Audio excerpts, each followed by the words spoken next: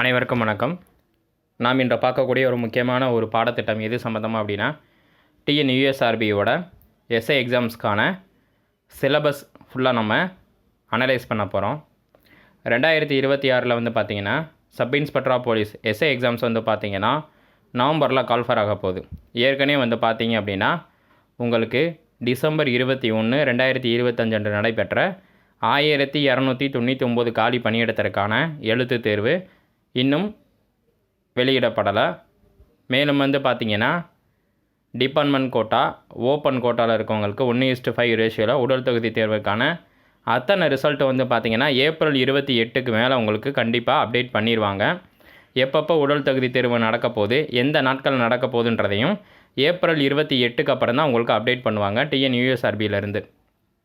மேலும் வந்து பார்த்திங்கன்னா இந்த எக்ஸாம்ஸை பொறுத்தளவு 2026 இந்த எக்ஸாம்ஸ்க்காக ப்ரிப்பேர் ஆகக்கூடிய அனைத்து தேர்வுகளுக்கும் நம்ம சொல்லக்கூடியது என்ன அப்படின்னா, வந்து பார்த்திங்கன்னா சிலபஸை அனலைஸ் பண்ணணும்.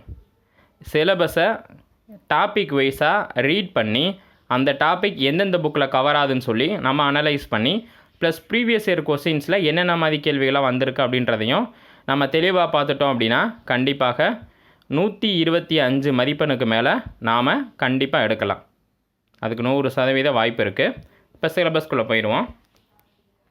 தமிழ் எலிஜிபிலிட்டி டெஸ்ட்டு எல்லா கேண்டிடேட்டுக்குமே, அதாவது இதுக்கு முன்னாடி 2025க்கு முன்னாடி வரைக்கும் ஓப்பன் கோட்டாக்கு தனி ஒரு கொஸ்டின் பேப்பரும் டிபார்ட்மெண்ட்டுக்கு தனியாக ஒரு கொஸ்டின் பேப்பர் நடக்கும். 2025க்கு பின்னாடி இந்த வருஷம் 2025 அதாவது 21/12/2025 நடைபெற்ற முதல் தேர்வு தான் வந்து பார்த்திங்கன்னா ஓப்பன் கோட்டாக்கும் டிபார்ட்மெண்ட் கோட்டாக்கும் தமிழ் எலிஜிபிலிட்டி ஒரே paper, morning scoring paper, main பேப்பரும் ஒரே பேப்பர், ஒரே கொஸ்டின் பேப்பரை கொடுத்துருந்தாங்க. ஸோ அதே சிலபஸ் தான் மீண்டும் வரப்போகுது. அதாவது டிபார்ட்மெண்ட்டுக்கும் ஒரே கொஸ்டின் தான், ஓப்பன் கோட்டாக்கும் ஒரே கொஸ்டின் தான். மேலும் வந்து பார்த்திங்கன்னா தமிழ் எலிஜிபிலிட்டிக்கான ஒரு முக்கியமான ஒரு கண்டென்ட் என்ன அப்படின்னா 40%, அதாவது 40 மார்க் வாங்கணும்.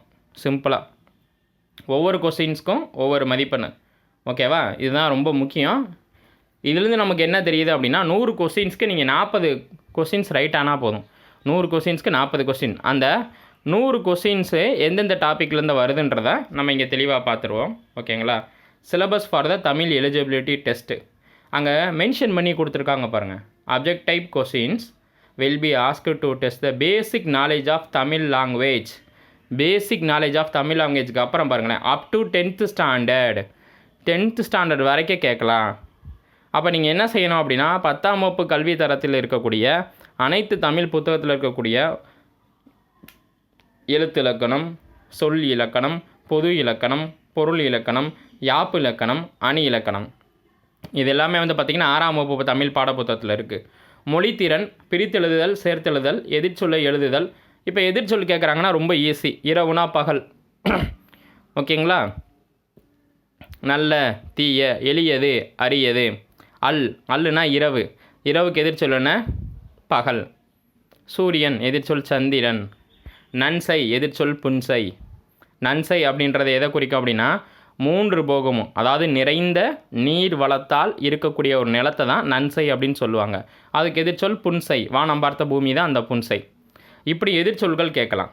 இப்போ மாணவர், மாணவியர் எதிர்ச்சொல் வரும். அடுத்து வந்து பார்த்திங்கன்னா பொருந்தா சொல்லை கண்டறிதல். பொருந்தா சொல்லை கண்டறிதலில் அவங்க எந்த தலைப்பிலேருந்து வேணாலும் கேட்கலாம். 8 தொகையிலேருந்து கேட்கலாம், 10 பாட்டிலேருந்து கேட்கலாம், பாரதியார் பாடல்கள்லேருந்து கேட்கலாம், பாரதியார் எழுதிய நூல்களிலிருந்து கேட்கலாம். இப்போ கண்ணன் பாட்டு, குயில் பாட்டு, பாஞ்சாலி சபதம், சேர தாண்டவம் அப்படின்னு கொடுக்குறாங்கன்னா மேலே இருக்க 3 பாரதியாரோடது, கீழே இருக்கிறது வேறொரு புலவரோடது. அதை நான் உங்களுக்கு தனியாக கமெண்டில் கொடுக்குறேன். மேலும் வந்து பார்த்திங்கன்னா இப்படி பொருந்தா சொற்கள் நிறையா கேட்பாங்க. இப்போ 8 தொகையில் அகநானூறு, புறநானூறு, பரிபாடல் அப்படின்னு கொடுத்துட்டு மணிமேகலை கொடுப்பாங்க. அப்போ எது பொருந்தாதது? மணிமேகலை. ஏன்னா அது வந்து ஐம்பெருங்காப்பியம், மீதி இருக்க 3 8 தொகை நூல். இப்படி தான் பொருந்தா சொல்ல கேட்பாங்க. டாபிக் வைஸாக கேட்பாங்க. அதனால் பொருந்தா சொல்லில் நிறையா நீங்கள் கண்டுபிடிக்கணும். பிழை திருத்தம், ஒருமை பன்மை வேறுபாடு வச்சு பிழை திருத்தம் கேட்கலாம். ஆங்கில சொல்லுக்கு நிகரான தமிழ் சொல் அறிதல். ஆங்கில சொல்லுக்கு நிகரான தமிழ் சொல் கண்டிப்பாக 100% கேட்க வாய்ப்பு இருக்குது. ஓகேங்களா? இது எல்லாமே 6ஆம் வகுப்புலேருந்து 10ஆம் வகுப்புக்கு இருக்கக்கூடிய புக் பேக் கொஸ்டின்ஸு. கலை சொற்கள் அறிவோமும் நீங்கள் படித்து தான் ஆகணும். கலைச்சொற்களறிவும் கேட்பாங்க. இதெல்லாம் கேட்க 100% வாய்ப்பு இருக்குது. நம்மளோட சேனலில் ப்ளேலிஸ்ட்டில் 6ஆம் வகுப்புலேருந்து 12ஆம் வகுப்பு வரை இருக்கக்கூடிய ஆங்கில சொல்லுக்கு நிகரான தமிழ் சொல் எல்லாமே நம்ம வீடியோவாக கொடுத்துருக்கோம். இப்போ ஹாஸ்பிட்டல் அப்படின்னா மருத்துவமனை, ஓகேங்களா. பஸ் ஸ்டாப்பு பேருந்து நிறுத்தம், ஓகேங்களா. இந்த மாதிரி கொஸ்டின்ஸ் எல்லாம் பேசிக்ஸ் தான் கேட்பாங்க. ஏன்னா இது தமிழ் தகுதி தேர்வுனால ஸ்கோரிங் பேப்பர் கிடையாது, நல்லா புரிஞ்சுக்கோங்க. இது தமிழ் தகுதி பேப்பர். ஸோ இது இந்த குவாலிஃபைங் மார்க்ஸான கொஸ்டின் மட்டும்தான். அடுத்து பார்ட் 2ல் பகுதி ஆல இலக்கியம் கேட்பாங்க. பகுதி ஈல தமிழ் அறிஞர்களும் தமிழ் தொண்டும். இதில் நான் தெளிவாக சொல்லிடுறேன். பாரதியார், பாரதிதாசன், பாவேந்தர், மீரா, முடியரசன், இவங்க 4 பேர் வந்து கட்டாயமாக ஒரு கொஸ்டின் வரும். தமிழகத்தின் வேர்ட்ஸ்வர்த் வாணிதாசன், கண்டிப்பாக இதை கேட்க வாய்ப்பு இருக்குது. தமிழ்நாட்டின் வானம்பாடி முடியரசன் என்கிற துரைராசு. நீங்கள் சிம்பிளாக 6ஆம் வகுப்புலேருந்து 10ஆம் வகுப்பு இருக்கக்கூடிய பிரித்தெழுதுக சேர்த்தெழுதுக படித்து முடிச்சுட்டு 8th 9th 10th இதில் இருக்கக்கூடிய நூல்வெளின்னு ஒரு கட்டம் பாக்ஸ் இருக்கும், அதை தெளிவாக படிங்க. அசால்ட்டாக 40 மார்க் வாங்கிடலாம். அடுத்து மெயின் ரிட்டன் எக்ஸாமினேஷனு. இதுக்கு வந்து பார்த்திங்கன்னா 140 கொஸ்டின்ஸு, அதை 70 மார்க்குக்கு கன்வெர்ட் பண்ணுவாங்க. புரியுதுங்களா? 140 கொஸ்டின்ஸு அதை 70 மார்க்குக்கு கன்வெர்ட் பண்ணுவாங்க. ஓகேங்களா? இங்கே மினிமம் வந்து குவாலிஃபைங் ஆனோன்னா 25 மார்க் வந்து நீங்கள் எடுக்கணும் இந்த பேப்பர். அதாவது 25 மார்க் எடுத்தால் தான் நீங்கள் பாஸ் ஆன வேலை கிடையாது, கட் ஆஃப்குள்ளே வரணும், அப்போ தான் உங்களுக்கு வேலை. அதை முதல் புரிஞ்சுக்கணும். பாஸுன்றது வேறு, குவாலிஃபைங்கிறது வேறு, கட் ஆஃப்குள்ளே வந்து அடுத்த உடல் தகுதி தேர்வுக்கு போகிறதுன்றது வேறு. ஓகேங்களா? இங்கே மினிமம் குவாலிஃபிகேஷன் 25 மார்க்கு. இதையும் 2ஆக பிரிக்கிறாங்க. பார்ட் ஏல வந்து general knowledge 40 mark 80 question, 40 mark 80 question. Part B psychology 30 mark 60 question. ஆக மொத்தம் 140 கொஸ்டின்ஸ் வருதா? 80 60 140 கொஸ்டின்ஸ். எவ்வளோ மார்க்கு? 70 மார்க்கு. நல்லா புரிஞ்சுக்கணும். பார்ட் ஏல ஜென்ரல் நாலேஜ் அது 40 மார்க்கு 80 கொஸ்டின். Psychology 30 மதிப்பெண்ணு 60 question. ஓகேவா? இது தெளிவாக புரியுதா? 140 கொஸ்டின், அதை 80 + 60ன்னு பிரிக்கிறோம். அதுக்கு எத்தனை மார்க்காக கன்வெர்ட் பண்ணுவாங்க? 40 + 30 கன்வெர்ட் பண்ணுவாங்க. ஓகேவா? இந்த ஜிகேவை பொறுத்தளவு தான் நம்மளால் அதிகபட்ச மார்க் பண்ணி எடுக்கணும். எடுத்தால் தான் நமக்கு அந்த ஸ்கோரிங் பேப்பர்களுக்கான ரிசல்ட் கிடைக்கும். இப்போ ஜென்ரல் நாலேஜை பொறுத்தளவு வந்து பார்த்திங்கன்னா ஜென்ரல் சயின்ஸு, அந்த ஜென்ரல் சயின்ஸில் உங்களுக்கு தெளிவாக சொல்கிறேன். ஃபிசிக்ஸு, கெமிஸ்ட்ரி, பயாலஜி, அதாவது பாட்னி ப்ளஸ் சுவாலஜி. இதில் ஃபிசிக்ஸை பொறுத்தளவு அப்ளைடு ஃபிசிக்ஸாக தான் கேள்வி கேட்பாங்க. அதாவது என்ன அப்படின்னா உந்த அழிவின்மை விதி என்ன, நியூட்டன்ஸோட ஃபஸ்ட் லா என்ன, செகண்ட் லா என்னன்னு கேட்காம இதற்கான எக்ஸாமினேஷனை வச்சு எக்ஸாம்பிளை வச்சு கொஸ்டின்ஸை கேட்பாங்க. இப்போ நீங்கள் ஒரு ரோட்டில் நடந்து போயிட்டுருக்கீங்க, ஒரு ஒரு எப்படி சொல்கிறது, ஒரு காரை கழுவுறதுக்கு ஒரு மிஷின் வந்து வெயிட் லிஃப்டிங் மிஷின் வந்து அந்த காரை தூக்கிட்டு இருக்கு. ஸோ இது எந்த தத்துவத்தின் அடிப்படையில் அப்படின்னு சொல்லி கேட்க வாய்ப்பு இருக்குது. அது வந்து பாஸ்கல் லா. இதே இது வந்து நீங்கள் ஒரு ரயில்வே ஜங்ஷனுக்கு போயிட்டுருக்கீங்க, ட்ரெயின் பக்கத்தில் வரும்போது உங்களுக்கு அதிகமான வைப்ரேஷன்ஸும் அதிகமான சவுண்டும் வருது, ட்ரெயின் உங்களை விட்டு தாண்டி போகும்போது கம்மியான சவுண்டும் கம்மியான வைப்ரேஷன்ஸும் இருக்குது, இது எந்த லான்னு கேட்க வாய்ப்பு இருக்குது. இது பெர்னோலி தத்துவம். இப்படி ஒவ்வொரு கொஸ்டின்ஸும் நீங்கள் அனலைஸ் பண்ணி படித்தாலே கண்டிப்பாக உங்களுக்கு அந்த ஃபிசிக்ஸில் அதிகமான மதிப்பெண் வாங்க வாய்ப்பு இருக்குது. கெமிஸ்ட்ரியை பொறுத்தளவு ஆர்கானிக் கெமிஸ்ட்ரி கண்டிப்பாக கேட்க வாய்ப்பு இருக்குது. இது ப்ரீவியஸ் இயர் கொஸ்டின்ஸ் அனலைஸ் பண்ணால் தான் உங்களுக்கு புரியும். பாட்னி சுவாலஜியை பொறுத்தளவு வந்து பார்த்திங்கன்னா பாட்னியில் பொட்டானிக்கல் நேம் கேட்பாங்க. இருசொல் பெயரிடும் முறை காஸ்பர்டு பாகியான் தான் வந்து பார்த்திங்கன்னா தாவரத்தோட இருசொல் பெயரிடும் முறையை கண்டுபிடிச்சார். சார்லஸ் டார்வினோட இயற்கை தேர்வு கோட்பாடு, இது கொஸ்டின்ஸு கண்டிப்பாக கேட்பாங்க. இயற்கை தேர்வு கோட்பாடு, லாமார்க்கோட பரிணாம கோட்பாடு, இந்த 2 கொஸ்டின்ஸும் யூ ஷுட் பி நான் ரிமெம்பர்.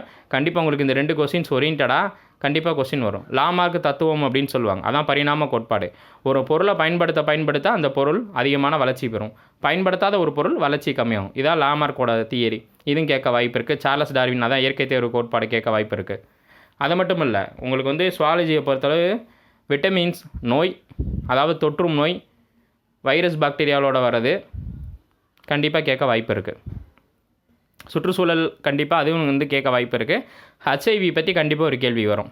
ஹெச்ஐவி பற்றி, விட்டமின்ஸ் குறைபாடு நோய், விட்டமின் டி குறைபாடுனால என்ன நோய் வருது, விட்டமின் ஏ குறைபாடுனால என்ன நோய்கள் வருது அப்படின்றது நீங்கள் கட்டாயம் தெரிஞ்சிருக்கணும். 9th புத்தகத்தில் இருக்குது. அடுத்து ஹிஸ்ட்ரியை பொறுத்தவரை எப்போயுமே வந்து பார்த்திங்கன்னா உங்களுக்கு சிந்து சமவெளி நாகரிகம் கண்டிப்பாக வந்து பார்த்திங்கன்னா அடுத்து உலகப்போர் சம்பந்தம் கேட்கலாம், மாடர்ன் இந்தியா கேட்கலாம், காந்தியோட காலகட்டம், பிரிட்டிஷோட காலகட்டம், இதெல்லாம் கண்டிப்பாக கேள்விகள் வரும். அதாவது 1915லேருந்து 1947 வரைக்கும் நல்லா படிச்சுக்கோங்க அத்தனை இயர்ஸையும். முக்கியமாக வந்து எக்கனாமிக்ஸை பொறுத்தளவு 11th எக்கனாமிக்ஸ்லேயும் 12th எக்கனாமிக்ஸ்லேயும் 5வது பாடத்துலேருந்து 10வது பாடம் வரைக்கும் நல்லா படிச்சுக்கோங்க. முடிந்தால் 11th எக்கனாமிக்ஸோட புக் பேக் கொஸ்டின்ஸ் நல்லா தெளிவாக படிச்சுக்கோங்க. 11th எக்கனாமிக்ஸ் புத்தகத்தோட புக் பேக் கொஸ்டின் 5ஆண்டு திட்டங்கள் அதோட நோக்கங்கள், முக்கியமாக 12வது 5ஆண்டு திட்டத்தோட நோக்கம், அது மட்டும் இல்லை 5ஆண்டு திட்டத்தோட எது வளர்ச்சி அடைந்த 5ஆண்டு திட்டம், எது வளர்ச்சி அடையாத 5ஆண்டு திட்டம். இந்த இது வரைக்கும் 12 5ஆண்டு திட்டங்கள் கொண்டு வரப்பட்டிருக்கு. கொஸ்டின்ஸ் அப்படி தான் வரும். 10வது 5ஆண்டு திட்டத்தோட காலம் என்ன, அதோட நோக்கம் என்ன, 11வது 5ஆண்டு திட்டத்தின் காலம் என்ன, அதோட நோக்கம் என்ன, 12வது 5ஆண்டு திட்டத்தின் நோக்கம் என்ன, காலம் என்ன அப்படின்னு கேட்க வாய்ப்பு இருக்குது. இது எது வெற்றி எது தோல்வி இதையும் கேட்க வாய்ப்பு இருக்குது. இந்தியன் பாலிட்டியை பொறுத்தளவு முகப்புரையை பற்றி ஒரு கேள்வி வரும். அடிப்படை உரிமைகள் அடிப்படை கடமைகள் தொடர்பாக ஒரு கேள்வி வரும். ப்ளஸ் வந்து பார்த்திங்கன்னா குடியரசுத் தலைவர், பிரதமர், பாராளுமன்றம், நிதி மசோதா இது தொடர்பாக கட்டாயம் ஒரு கேள்வி வரும். புரிஞ்சிருக்கும்னு நினைக்கிறேன். கெமிஸ்ட்ரி சொல்லிட்டோம், பாட்னி சொல்லிட்டோம், டயட் அண்ட் நியூட்ரிஷன் இது சொல்லிட்டோம், ஃபிசிக்ஸ் கெமிஸ்ட்ரி. கரண்ட் அஃபேர்ஸை பொறுத்தளவு விருதுகள், முக்கியமாக விருதுகள் கேட்க வாய்ப்பு இருக்குது. இந்த வருஷம் வந்து அமெரிக்கா தொடுத்த போர்கள், மேலும் வந்து பார்த்திங்கன்னா ஐநா நடவடிக்கைகள், ரஷ்யா உக்ரைன் போர், இதெல்லாம் கேட்க வாய்ப்பு இருக்குப்பா கரண்ட் அஃபேர்ஸை பொறுத்தளவு. பார்ட் பி வந்து சைக்காலஜி டெஸ்ட்டு. இது ஒன்றும் simple, analytical thinking, numerical, communication skill, information handling ability, இந்த 4 வச்சு தான் அதிகமான கொஸ்டின்ஸ் கேட்பாங்க. Plus mental ability questions. நீங்கள் இதை பேசிக்ஸாக வந்து பார்த்தீங்கன்னா ரொம்ப சிம்பிளாக சொல்கிறேன். இதுக்கு நீங்கள் புக்கு வாங்கணும்னு அவசியமே இல்லை. 2012லேருந்து 2018 இப்போ லாஸ்ட்டாக வந்து 2022 2025 ப்ரீவியஸ் இயர் கொஸ்டின்ஸ் பார்த்தாலே உங்களுக்கு இந்த சைக்காலஜியில் பொறுத்தளவு இந்த logical analyse, numerical analyse, communication skill, information handling ability, mental ability தொடர்பாக ஒரு ஐடியா கிடைக்கும். ஃபஸ்ட்டு வந்து இதை அனலைஸ் பண்ணுங்கள், இது என்னென்னு முதல் தெரிஞ்சுக்கோங்க. அப்போ உங்களுக்கு இப்போ சிலபஸ் தெளிவாக புரிஞ்சிருக்கும். General knowledge 80 questions 40 mark, psychology 60 questions 30 mark. ஓகேங்களா? தட் மொத்தம் 70 மதிப்பெண்கள் இருக்க போது ஞாபகம் வச்சுக்கோங்க. இதுதான் சிலபஸ். ரெண்டாவது வந்து பார்த்தீங்கன்னா இந்த கொஸ்டின்ஸ் எல்லாமே தமிழ்லையும் இருக்கும், இங்கிலீஷ்லேயும் இருக்கும். ஃபஸ்ட் டைம் எழுதுறீங்க அப்படின்னா, ஒரு டிகிரி ஹோல்டராக இருந்து நீங்கள் ஃபஸ்ட் டைம் எழுதுறீங்க அப்படின்னா தமிழுக்கும் ஜிஎஸ்க்கு அதிகமான ஃபோக்கஸ் பண்ணுங்கள். தமிழ் எலிஜிபிலிட்டி மினிமம் நீங்கள் பாஸ் பண்ணால் தான் உங்களுக்கு அந்த மெயின் பேப்பரை திருத்துவாங்க. நன்றி.